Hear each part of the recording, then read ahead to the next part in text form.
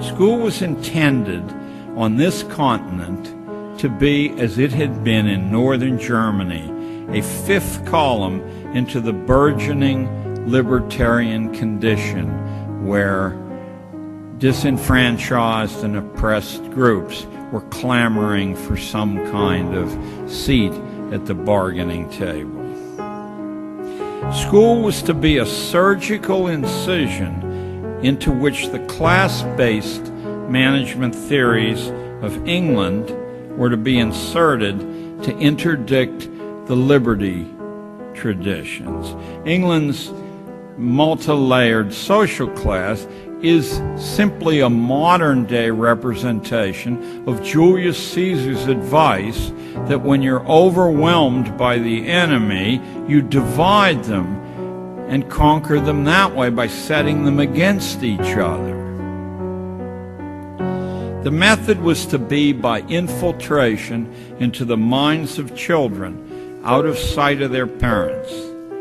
The well-read here won't be shocked. Theorists from Plato to Rousseau to Frederick of Prussia knew and taught explicitly that if children could be kept childish beyond its term in nature, if they could be cloistered in a society of children without any real responsibility except obedience, if their inner lives could be attenuated by removing the insights of history, literature, philosophy, economics, religion, if the imminence of death and the certainty of pain and loss can be removed from daily consciousness, if the profound reflections on one's own death could be replaced with the trivializing emotions of greed, envy, jealousy, and fear, young people would grow older, but they would never grow up, and a great enduring problem of supervision would be solved. For who can argue against the truth that childish and childlike people are far easier to manage than critically trained, self-reliant ones? And now you're ready to hear the 6 purposes of modern schooling, taken directly from Dr. Inglis's book. The first function of schooling is adjustive. Schools are to establish fixed habits of reaction to authority. That's fixed habits of reaction. Notice that this precludes critical judgment completely.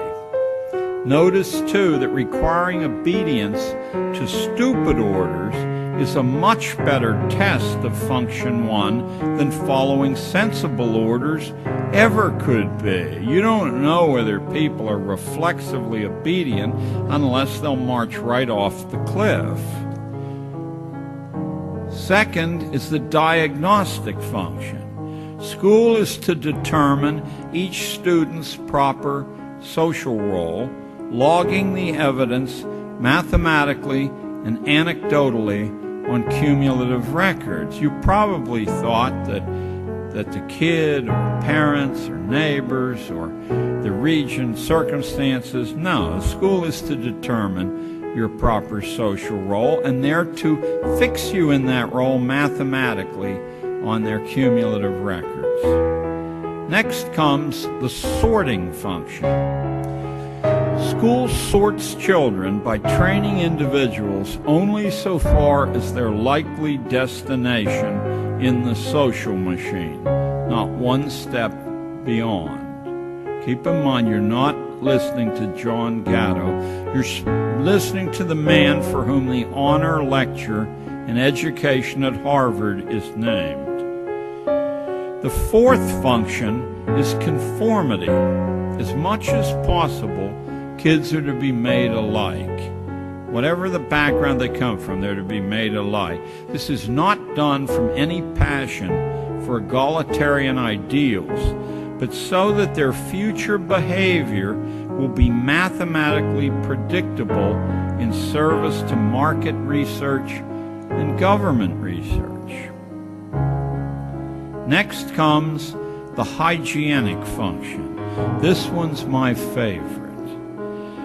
This has nothing to do with individual health, but it has a lot to do with the health of the race, at least as Inglis or Darwin or his first cousin Galton saw it. Hygiene is a polite way of saying that school is expected to accelerate natural selection by tagging the unfit so clearly. That's what all those little humiliations from first grade on, that's what all the posted list of ranked grades are about, so clearly that the unfit will drop from the reproduction sweepstakes, either in despair or because their likely mates will have accepted the school's judgment of them as terminally inferior. And last comes a fancy Latin word, the propaidutic function. That's a fancy word meaning that a small fraction of lucky kids will quietly be taught how to take over management of this continuing project. Guardians of a population deliberately dumbed down and rendered childlike in order that government and economic life can be managed with a minimum of hassle. It's that low-down, nitty-gritty, common purpose, not Marx's grand warfare between classes and greedy captains of industry. It's simply so that management will have a minimum of hassles.